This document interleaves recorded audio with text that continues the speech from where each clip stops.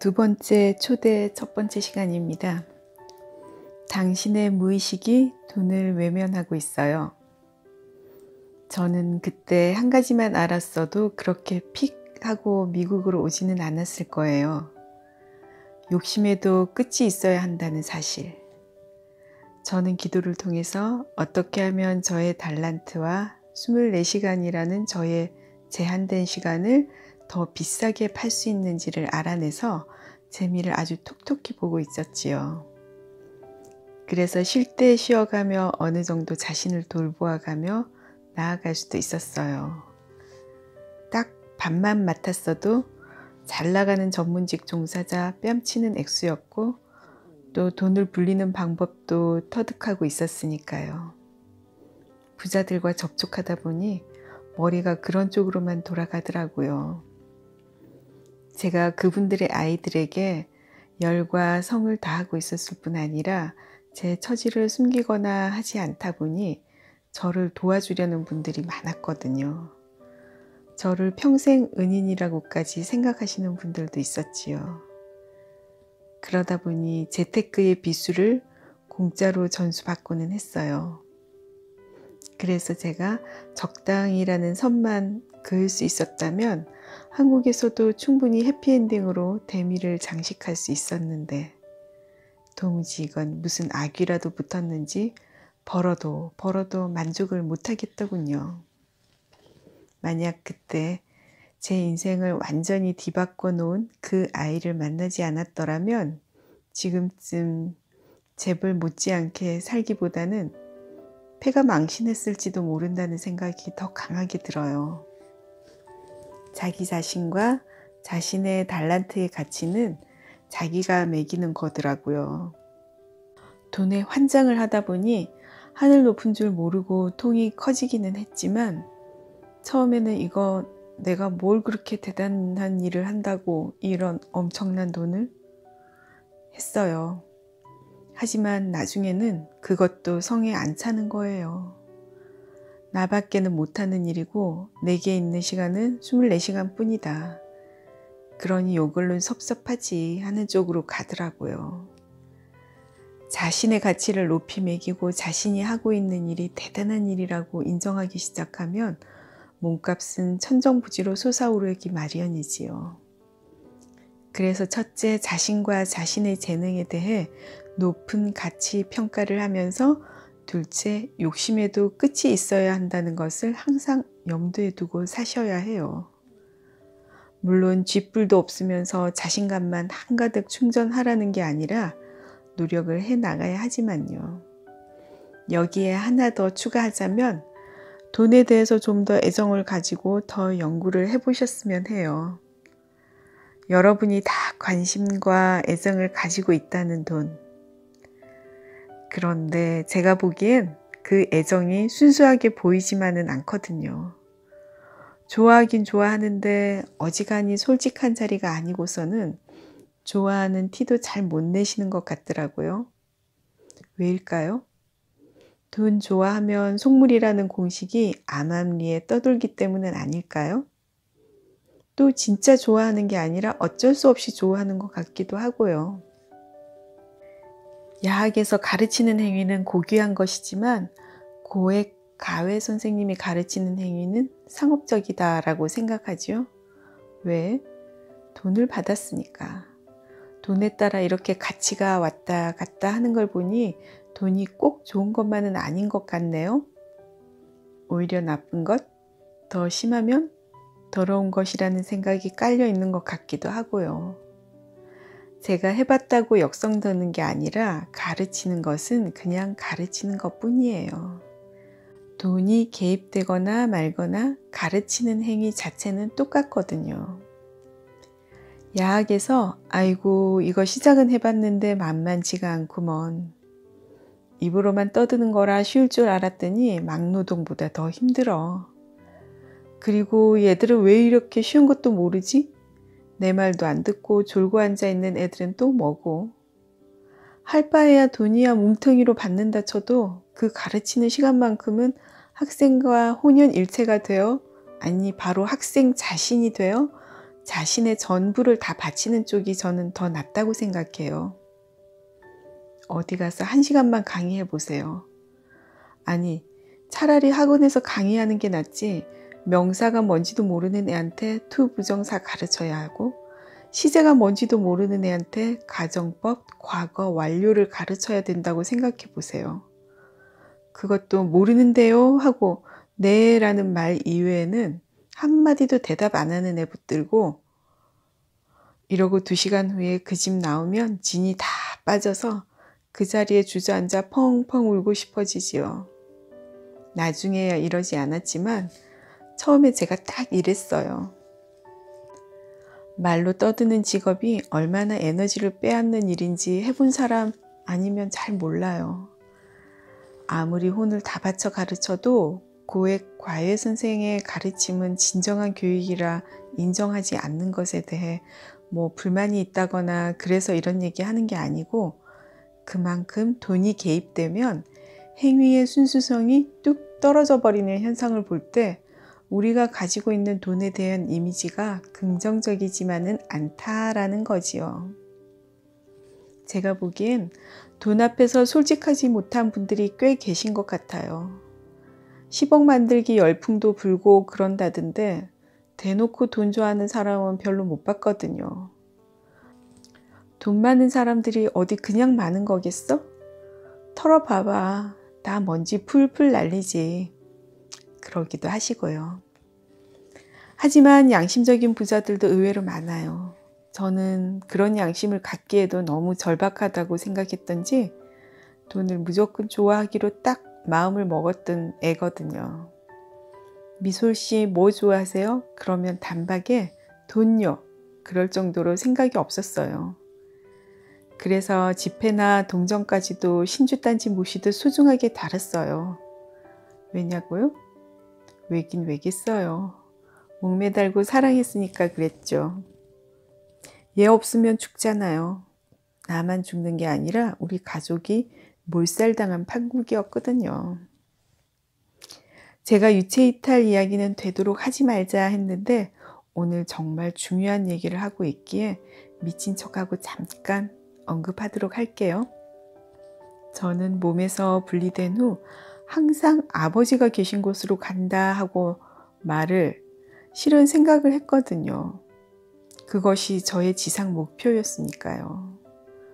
처음에는 성공을 하고도 세상에 설마 했는데 이럴 수가 그 책이 진짜였네? 그리고 무지하게 놀랐어요. 첫 진동을 느꼈을 때도 그렇게 바라온 일이었는데도 이건 도무지 믿을 수가 없었지요. 이루 말할 수 없을 만큼 감격하기도 했지만 한편으로는 믿을 수 없는 마음도 있었으니까요. 그런데 이번엔 정말 몸에서 빠져나왔으니 얼마나 믿어지지가 않던지 그러다가 허무하게 몸으로 다시 돌아와서 제 가슴을 치면서 엄청나게 후회했지만요. 어쨌든 나중에 좀 익숙해진 다음에도 항상 제 생각은 같았어요. 날이면 날마다 성공하는 것도 아니고 하니 일단 몸에서 나왔다 하면 아버지 이렇게 되는 거죠. 그런데 한 가지 참 이상한 일이 있었어요. 책에는 분명히 자기가 생각하는 대로 다 된다고 쓰여 있었던 것 같은데 아버지가 계신 곳으로 간다 그러기도 전에 떡하니 다른 데로 가는 경우가 생기는 거예요. 책에 있는 말을 다 믿을 필요는 없지. 일단 하는 방법만 맞았으면 된 거지 하면서도 왜 그런 일이 생기는지 궁금하긴 하더군요. 아버지가 계신 곳이 본향이니까 본향의 다른 곳으로 가기도 하나 보다 그러고 말았지만요. 또 일단 한번 몸에서 벗어나 영혼의 상태를 경험한 이후에는 예전처럼 심하게 집착을 하지 않았기 때문에 이것도 다 이유가 있으려니 했어요. 그러다 나중에야 그 이유를 알게 되었는데 그것은 제 무의식이 저를 다른 곳으로 데려간 거였어요. 예를 들어 한 번은 몸에서 나가자마자 예전에 키우던 강아지한테 간 거예요. 저는 그때 페리에게 간다 이런 소리 안 했거든요. 그런데 그냥 간 거예요. 바로 제 무의식 속에 페리에 대한 그리움이 꼭꼭 눌러져 있었던 거죠. 이걸 보면 무의식이 의식적인 외침보다 더 셀 수도 있다는 놀라운 사실을 알 수 있잖아요. 또 생각지도 않았던 경험들을 하고 돌아와서 곰곰 생각해보면 그게 다 제 무의식의 실현이었고요. 저는 유체이탈 경험을 통해서 무의식이 얼마나 크고 강하게 인간의 인생을 지배하는가 하는 걸 절실히 깨닫게 되었지요. 무의식이 어떠니 잠재의식이 어떠니 심리학 시간에 주워 들은 것은 있지만 저는 무의식의 힘이 그 정도로 큰 것인지를 한 번도 느껴보지 못하고 살아왔거든요. 살면서 지금까지 마음먹고 머리 들이박은 일 중에서 이루지 못한 일이 딱 하나가 있거든요. 서울대를 못 간 거죠. 서울대 사람들 만나봐도 그렇고 서울대 출신들 뭐라고 떠들어대는 걸 봐도 그렇고 저랑 하나도 다를 것 없는 똑같은 사람들인데 무슨 이유 때문인지 이 고집통이가 끝내 거기를 못 갔단 말이에요. 거기 나와봤자 콩쥐팥쥐 얘기도 제대로 이해 못하면서 그걸 굳이 예로 들어서 자기보다 똑똑한 국민들을 우롱하려고까지 하는 사람도 있던데 왜 이 멀쩡한 제가 못 갔는지 참 이상하지요. 제가 특별히 잘난 것도 없지만 또 그런 사람들에 비해 못날 것도 하나도 없고 그렇다고 미소리는 입학금지라고 정문에 딱 쓰여 있는 것도 아니고요. 결론만 먼저 말씀드리자면 무서운 무의식 때문이었어요.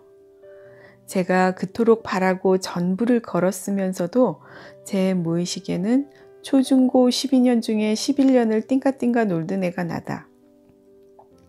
그러던 내가 1년 공부해서 간다는 게 과연 가능할까? 가능하다고 해도 그게 정당한 일일까? 내가 12년을 온통 공부에 바쳐온 애들보다 지금 성적이 앞서 있다고 해도 내가 서울대 가고 걔네가 못 간다면 이건 불공평한 거 아닌가? 하는 식의 생각이 깊이 잠재하고 있었던 거지요. 이런 거 생각해보면 정말 무의식은 살떨리만큼 무서운 거예요. 이거랑 똑같이 의식으로는 부자가 되고 싶다 하면서도 무의식적으로 부자란 하늘이 주시는 거야. 그런 사람들은 나랑은 뭐가 달라도 다르지. 내 팔자에 아무리 노력을 한들 진짜 부자가 되기야 하겠어? 하니까 기도빨이 잘 안 먹히지요. 다른 쪽에서는 당신보다 더 절박한 상황인데도 왕후장상의 시가 따로 없듯 부자의 시가 따로 있을 리 없어.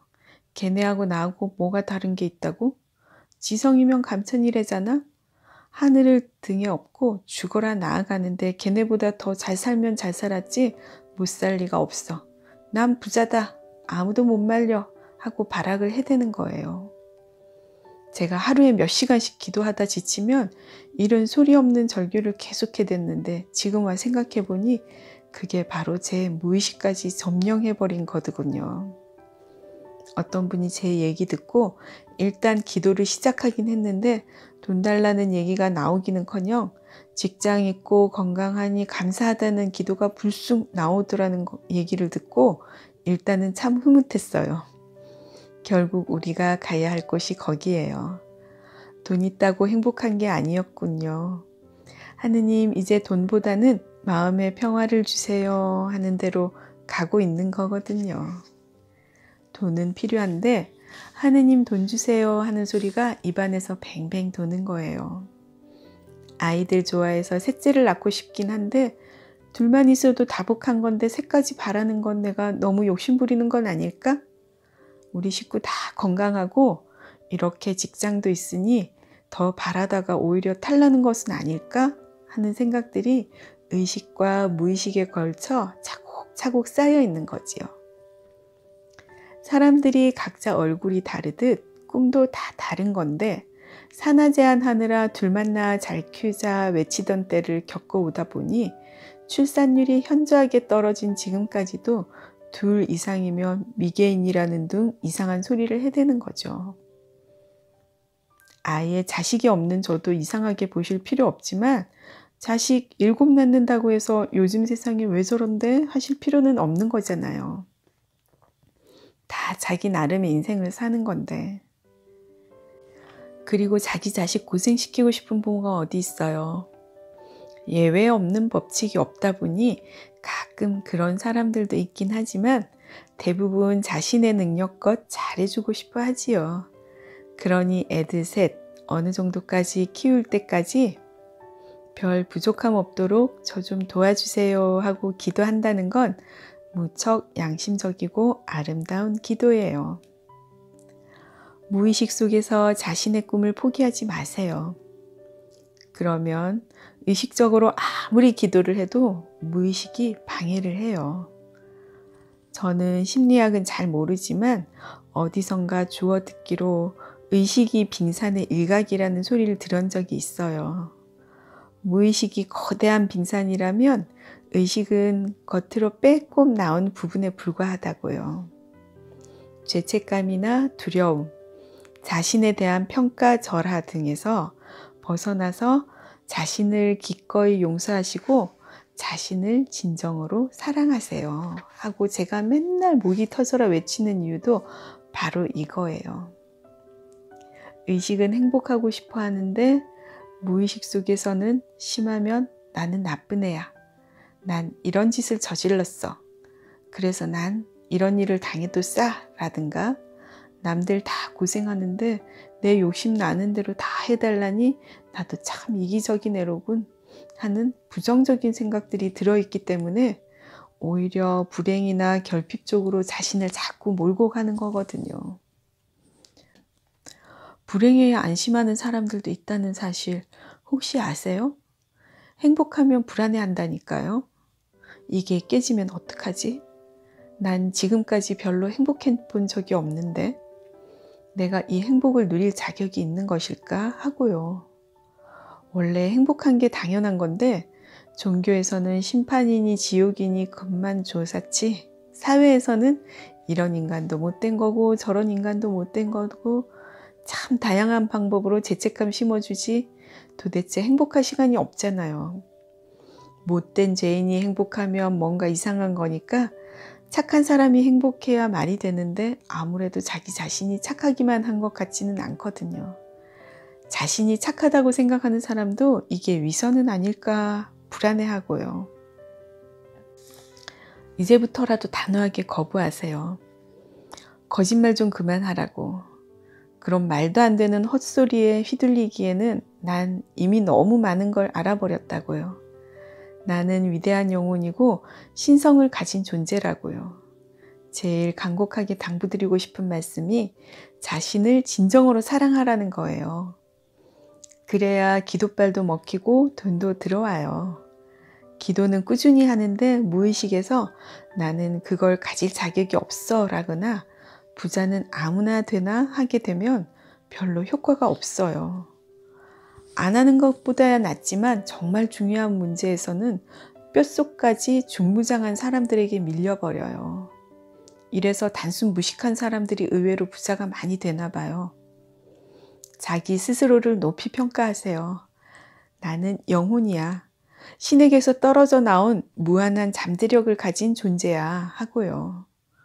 주위 분들의 이야기를 들어보니 제가 읽어보지도 않은 여러 책과 제가 주장하는 주제가 일맥상통하더라고 하시더라고요. 유체 이탈을 했는지 사후 체험을 했는지 체면을 통했는지 그 구체적인 방법이야 그 책들을 안 읽어봤으니 잘 모르겠지만 영계에 한 번이라도 갔다 온 사람들은 한 가지 공통적인 사실을 주장해요. 물론 제가 읽은 4권의 책에서도 마찬가지였고요. 최면을 통해 영계의 비밀을 밝힌 책도 그렇고 또 전생에 대한 책도 그렇고 제게 유체 이탈의 방법을 가르쳐준 책에서도 어김없이 나오는 절대 흔들릴 수 없는 진실 하나가 있어요. 죽음은 끝이 아니다라는 사실. 어떤 사람들은 저승사자나 악마, 지옥 등을 경험했다고도 하던데 그런 일들은 아주 쉽게 설명할 수 있어요. 그 사람의 무의식이 실현된 것 뿐이지요. 자기가 죄를 저질렀다는 뿌리 깊은 죄의식과 죽어서 지옥이나 악마에게 시달릴 거라는 강박이 그런 현실을 만들어낸 거거든요. 이래서 지옥이란 없기도 하지만 또 있기도 한 거예요. 하지만 적어도 제 글을 읽고 계신 분들께는 지옥이란 없지요. 이 모든 진실을 알고도 지옥을 선택하실 분은 없으실 테니까요. 어쨌든 죽음이 끝이 아니라면 대체 무엇이 죽음 이후에 일어나는 일들의 주체가 된다는 것일까요? 육신은 이미 모든 기능을 상실했는데 무엇이 그 모든 경험을 가능케 하는 거죠? 바로 영혼이잖아요. 그런데 이 영혼 속에는 우리의 마음도 함께 포함되어 있거든요. 그러니 우리들의 의식이나 무의식 속에 지옥이 있으면 날름 그리로 데리고 갈 수도 있는 거예요. 영혼이 완전히 본향에 들어가기 전에는 바로 직전에 떠나온 육체나 마음의 영향을 강하게 받기 때문이지요. 그래서 어떤 사람들은 바로 본향으로 돌아가기도 하고 또 어떤 사람들은 중음계를 떠돌거나 저승사자를 만나 혼쭐이 나기도 하는 거예요. 그리고 이 모든 것은 우리 육신이 아니라 바로 영혼이 하는 거고요. 그래서 인간이 영혼이라는 사실은 그 누구도 부정할 수 없는 진실이에요. 여기까지 제 글을 읽으며 쭉 이 생각 저 생각 해오신 분들이라면 영혼이 못하는 일이 없다는 것 정도는 벌써 눈치채셨을 거예요. 그런데 이 영혼 속에는 우리들이 지금까지 해왔던 일체의 행위들은 물론이고 순간순간 스치는 생각과 그 저변에 깔려있는 무의식까지 모조리 아로새겨져 있다는 거죠. 그래서 이 영혼이 육신을 잠시 떠나 영혼 자체로 존재할 때는 우리의 의식과 무의식을 시간적인 제약이나 육체적인 노력을 초월해 그대로 실현해 버리는 거예요. 할 사이도 없이 떡하니 어딘가로 가 있으니까요. 여러분은 이걸 굳이 유체 이탈까지 해가며 체험할 필요도 없어요. 가만히 생각을 한번 해보세요. 제가 왜 비싼 밥 먹고 거짓말을 하겠어요. 이 글 써서 돈을 버는 것도 아니고 누가 알아주는 것도 아닌데. 그러기는커녕 오히려 미친 여자 취급받기 딱 알맞은 짓을 왜 매일이다시피 이렇게 열심히 하고 있겠어요. 이 모든 것이 어김없는 사실이니까.